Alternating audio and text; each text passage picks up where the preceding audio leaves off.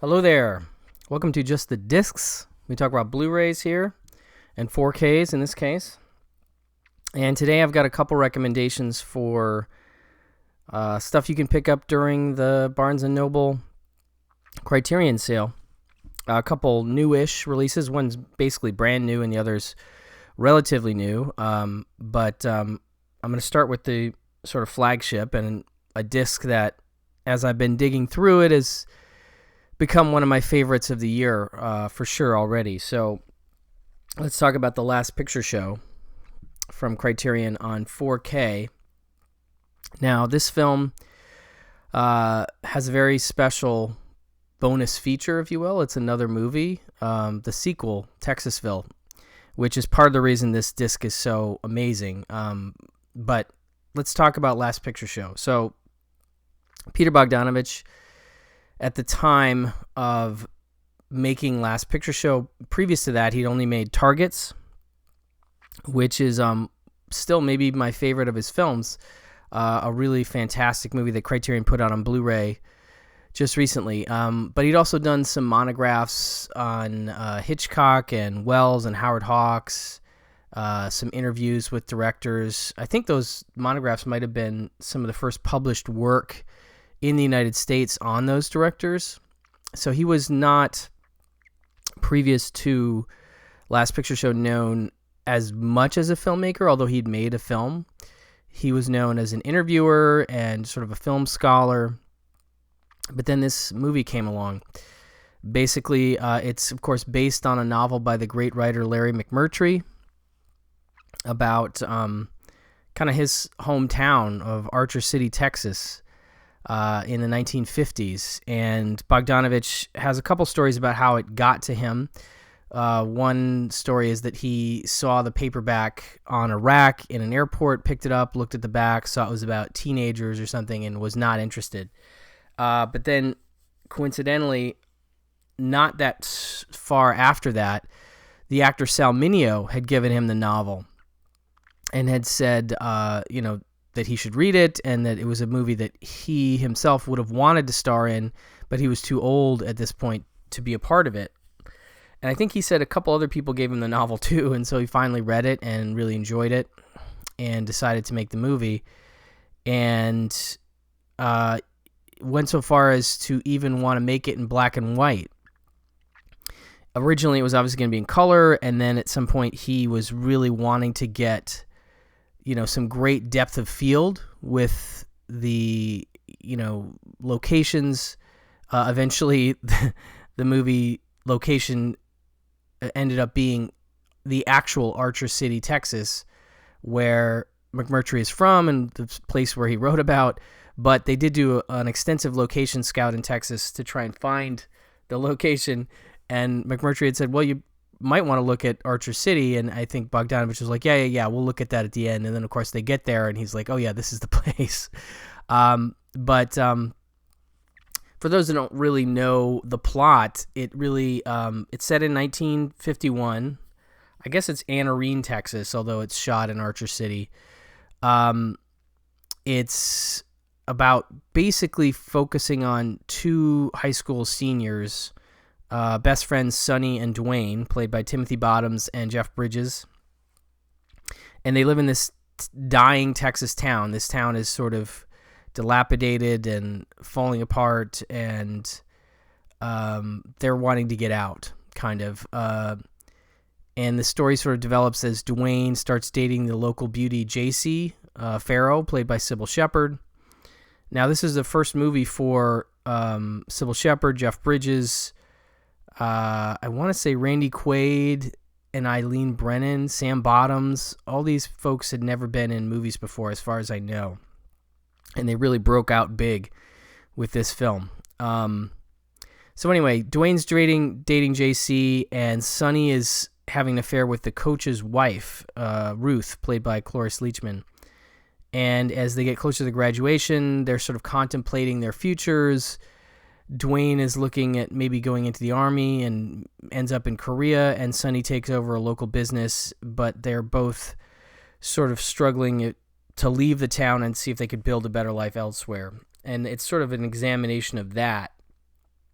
Um, but it's just a really remarkable piece of Americana, just in terms of a slice of a small town in the 50s in black and white. And the black and white is beautiful. The 4K looks incredible. It is a digital restoration of the director's cut with uncompressed binaural soundtrack. It doesn't say when the scan was done, but it is a very good looking restoration. But yeah, this movie, it involves the goings on in this town. There's a lot of sexual relationships between folks in town that we start to figure out throughout the course of the movie, and how some of those relationships damage the folks involved, etc. But yeah, really remarkable cast. Again, Timothy Bottoms, Sybil Shepherd, Jeff Bridges, Cloris Leachman, Ellen Burstyn, Ben Johnson, who plays Sam the Lion, an older guy in the town, and who Bogdanovich talks about having to convince to play this role. Like, he offered it to him a couple times, maybe 3 times he turned it down, and he just wasn't. There's some things about the movie that were pretty racy at the time. There's nudity, there's some language, and sort of sexual situations that in 1971 were relatively uncommon. The R rating was pretty new, and so this was a pretty shocking script for some folks, including Ben Johnson. Was just like, I'm not sure if I want to be in a movie with all these bad words and these situations and stuff. But eventually Bogdanovich spoke with John Ford, who he'd become friends with after interviewing him and stuff, and got Ford to basically hardline Ben Johnson into doing the movie. And Bogdanovich had told him, he tells this story many times, about how he's like, if you do this part, you're going to win the Oscar. And he's like, why would you say that? That's just such a... He got upset with Bogdanovich. But of course, he did win. Ben Johnson won Best Supporting Actor for this film. And he's very good, and he does add some extra something to it, the old Hollywood feel to it, in a way. But also, Clu Gulager, Eileen Brennan, Sam Bottoms, who's Timothy Bottoms' little brother, and who was just kind of hanging around the set. They actually had already cast this little brother character, and Bogdanovich saw Sam Bottoms and asked him if he wanted to be in it. Could he lose his braces? And he said, yep. And he's great in the movie, obviously. But yeah, it's a real neat movie, and a movie that I think gets better with age, and is one that's truly a classic of the 70s and the new Hollywood. So this film was a big hit for Bogdanovich, or a big attention getter, and something that allowed him to start a run of making some really great other movies, like Paper Moon and things he worked on. What's Up, Doc? Things he worked on in the 70s. But really an incredible start for him. Not his debut, but the kind of film as a debut that would really launch somebody, and it definitely did. It's a really great film. I'm a big fan of it. So this disc includes some nice stuff. I'll get to Texasville in a minute, but for one thing, I should mention that it has 28 songs on the soundtrack, all hits, mostly country music, although they do differentiate between the country music that most of the folks in town listen to and the more modern of the time pop music that Sybil Shepherd's character JC listens to. She's like kind of a snob, so she's above the country music. But anyway, 28 songs on the soundtrack, and I want to say this is pre-American Graffiti or right around that time, so it's there's no score, but it's got source music coming from car radios and jukeboxes, and I love that feel. A lot of it is like just old 50s country music that I find really endearing and enjoyable as a background to this. It just helps elevate the movie and make it more of a classic for some reason. But anyway, so I thought that was cool. American Graffiti gets a lot of credit for being one of the first big soundtrack movies, and this movie is in fact right around that time or before and doing the same kind of thing. Okay, so features. This is a 3-disc set. So we have our 4K of the movie, which I think just has the commentaries. I'm not sure if it has the supplements, but and then the Blu-ray of Last Picture Show, and then the Blu-ray of Texasville, which again I'll get to in just a second. But in terms of features, it's got, this has a great history on home video. It goes back to, 1991 when Criterion produced a Laserdisc of this movie. And so we have some features going back that far. And then just over the years, multiple versions of this have come out. So I think it's one of those movies where there may be buyer fatigue. Even if you're a fan of Last Picture Show, you might go, well, I've bought it multiple times. It was part of the BBS box set or whatever. And so do I need this? Well, yeah, I think you do. A, because the 4K looks really nice, and also Texasville coming up in a minute. But okay, so commentaries. We have two of them. One with Peter Bogdanovich, and then actors Sybil Shepherd, Randy Quaid, Cloris Leachman, and Frank Marshall. That comes from the 1991 Laserdisc release. And then we have a 2009 solo commentary with director Peter Bogdanovich as well. And then we have three different little documentaries about the movie. We have Last Picture Show, A Look Back, which is about an hour long. It's from 1999. It's a documentary by Laurent Bouzereau, which features interviews with Bogdanovich, Sybil Shepherd, Timothy Bottoms, Jeff Bridges, Ellen Burstyn, Cloris Leachman, Frank Marshall, and Larry McMurtry himself.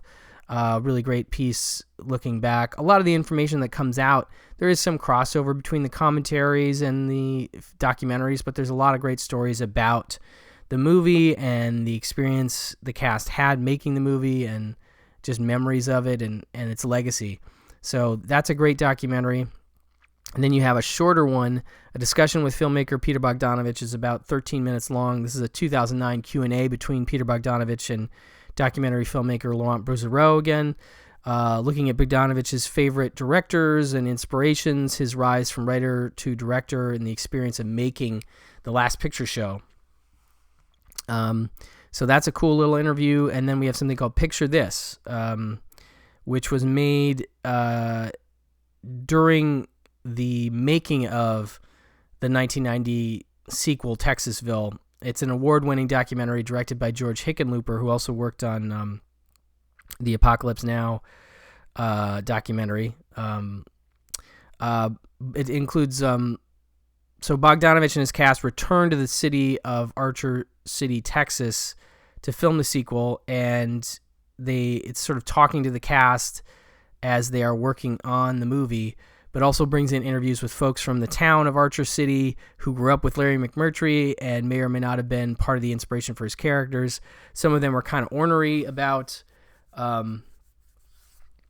the big stars returning to the city and how they weren't a big deal when they filmed it originally, but now it's like this big deal. And anyway, it's neat to have the local flavor added into this 42-minute documentary. I definitely enjoyed this one. Again, more reflections as they're making the new movie at the time. It also includes screen tests, 16mm screen tests of actors for The Last Picture Show, including Jesse Lee Fulton, who played Miss Mosey, Gary Brockett, who played Bobby Sheen, and Helena Humman, who played Jimmy Sue, among others. That's a couple minutes long. Location footage of Archer City, about 6.5 minutes with no audio. This is stuff that Bogdanovich shot when they found the location. So you get to see the locations they would use, shots on, I guess, 16, I'm assuming. We have Truffaut on The New Hollywood, an excerpt from a French television program, Viva le Cinema, and it shows filmmaker Francois Truffaut talking about The New Hollywood and its maverick directors. He talks about seeing The Last Picture Show. This episode aired in February 1972. That's about 4.5 minutes, and it's in French with English subtitles. Let's see here. Introduction to Texasville, featuring Bogdanovich, Sybil Shepherd, and actor Jeff Bridges. Plus an essay by film critic Graham Fuller and excerpts from an interview with Bogdanovich about Texasville, with a new introduction by Bogdanovich biographer Peter Tungette. So I'm burying the lead here. I'm waiting on Texasville. I will talk about it in a second, but let me just read a little bit from the Graham Fuller essay in the booklet that's included here. He said, early in Bogdanovich's Last Picture Show as the wind from the Texas plains whips through the small town of Anarene. The high school senior Sonny Crawford, Timothy Bottoms, halts his recalcitrant pickup truck. Hank Williams is warbling "Why Don't You Love Me Like You Used to Do" on the radio to give a ride to his mute young friend Billy, Sam Bottoms. Sorry, they're not brothers. I forgot. It's just his young friend. They're brothers in real life, but not in the movie. When Billy sits beside him, Sonny turns his cap backward on his head, a gesture that makes Billy smile and that Sonny will repeat several times. And his buddy Dwayne Jackson, Jeff Bridges, once during the course of the movie, Sonny, Dwayne, and J.C. Farrell, Sybil Shepherd, Dwayne's girl, later sing their high school song, partly in affection, partly in mockery, as they drive in J.C.'s convertible, the three joyfully united in friendship, no matter that both boys love this vain and luscious heartbreaker. It's 1951, school's nearly done, and anything is possible. In these moments and others throughout his wistful film, Bogdanovich seems to be making the point that people are often unaware that the times they are living in are the best times, that simple quotidian rituals are shared moments, and shared moments are what make the long journey tolerable. Other rituals he depicts include Sonny's visits to Ruth Popper, Cloris Leachman, the neglected wife of the school football coach, for afternoon lovemaking that becomes more satisfying with each renewal, and the long hours spent in the Royal, Anarene's little movie theater, and the other establishments, Pool Hall Cafe, run by the grizzled Sam the Lion, Ben Johnson. As time goes by, these validating experiences slip away or terminate abruptly, leaving Sonny high and dry with nothing but Ruth's anger at his desertion, and the humbling realization that he has lost what was valuable. Though he hasn't got the wherewithal to leave Anarene, as Dwayne and JC do, the painful rite of passage will serve him well in the future. Maybe at least it will give him plenty of bittersweet memories, such as of his last peaceful experience of Sam, his and Billy's surrogate father, who takes the boys fishing at the tank and tenderly reminisces about a love affair. The Last Picture Show is a multi-layered poem in the way that it indulges Sam's nostalgia and ours for the veteran Western actor Johnson while feeding Sonny's future reveries about his own past. Very nice start to that essay. Two things about that. The scene of the kids driving in the car singing, I know that that's a scene that Bogdanovich put back into the movie that at some point had been taken out. And on top of that, the speech that Sam the Lion gives at the swimming hole was changed from the original novel. I can't remember what it was originally, but they had him write something. Maybe it was too dirty or something. I can't remember in the book, but they had McMurtry write something different, and it's a great speech, and it's obviously part of the reason he wins the Oscar. So that's very neat. Okay, so Texasville. Let's talk about Texasville. This is from 1990. It is the sequel. It is based on Larry McMurtry's sequel novel to Last Picture Show, and it follows up with pretty much all the characters that survived the first film. And so we return to Anarene and thereabouts to see what's happened with Dwayne and Sonny and JC and the whole group. Really, almost the entire cast returns for this sequel. What's neat about this is that, A, it's a great movie, and it's been underrated, I think, for a long time. And B, it's never been on Blu-ray yet, and I think it's only ever been on DVD prior to this.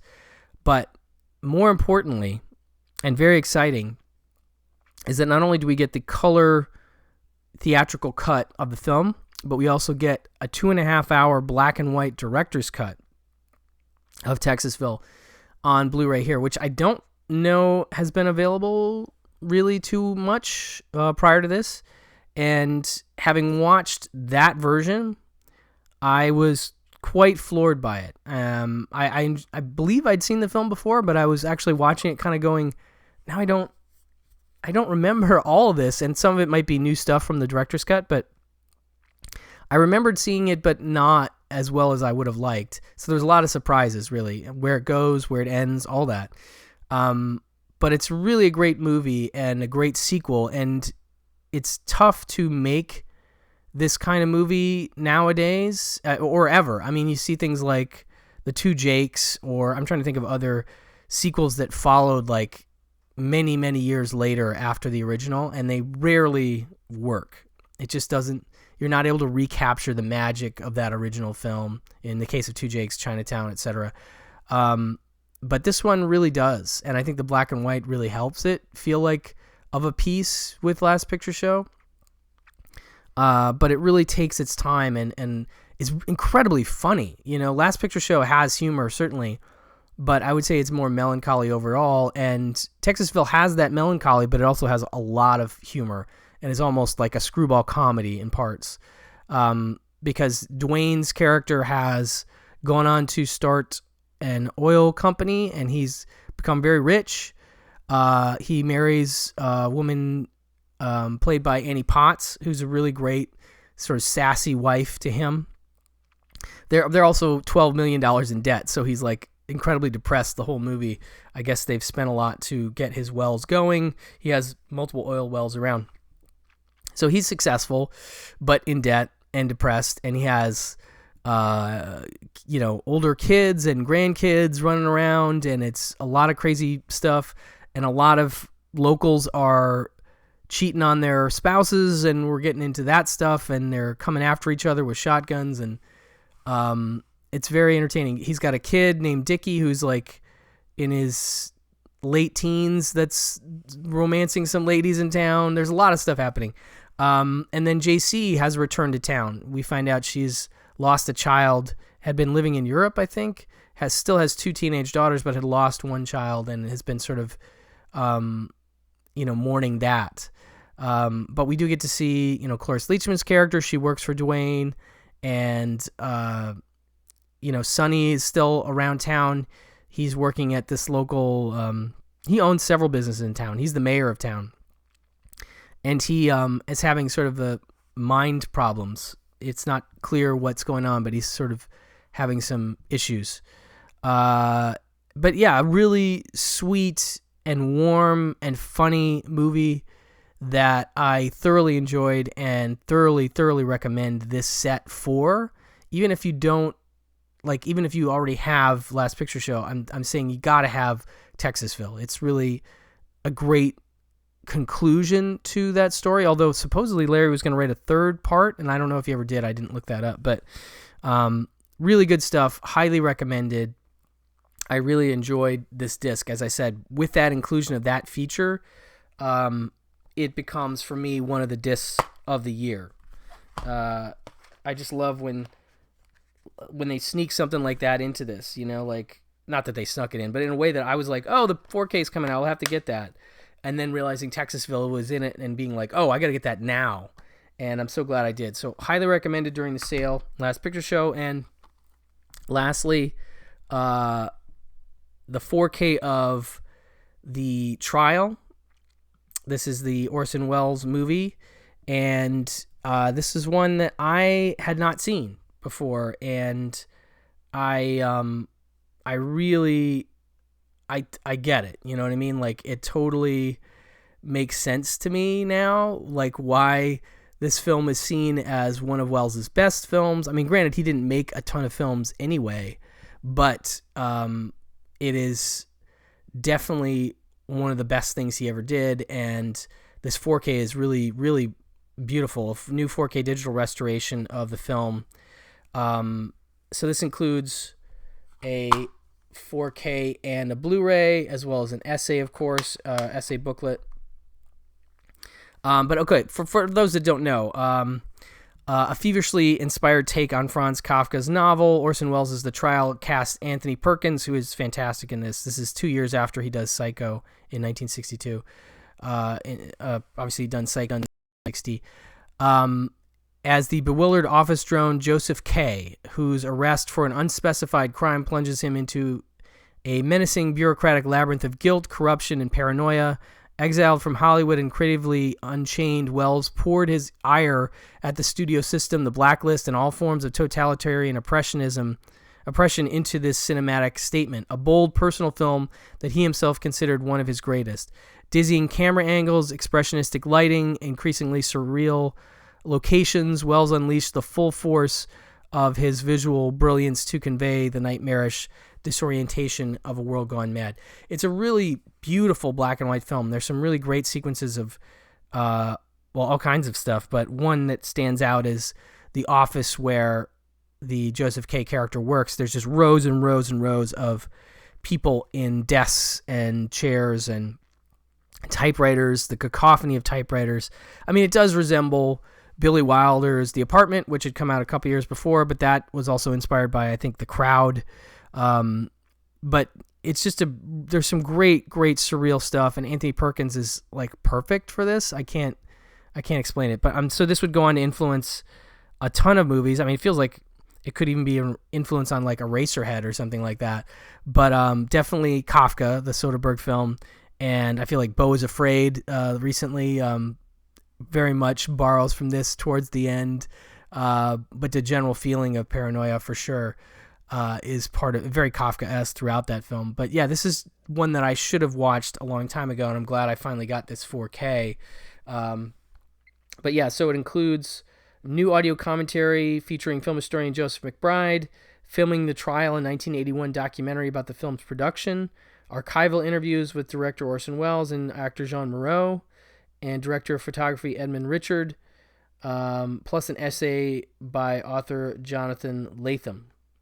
So definitely, two black and white classics, 3 if you count Last Picture Show and Texasville here, but definitely stuff I recommend you grab during the sale if you can. But anyway, that will do it for this episode. Thank you so much for listening, and I will talk to you very soon. Bye-bye.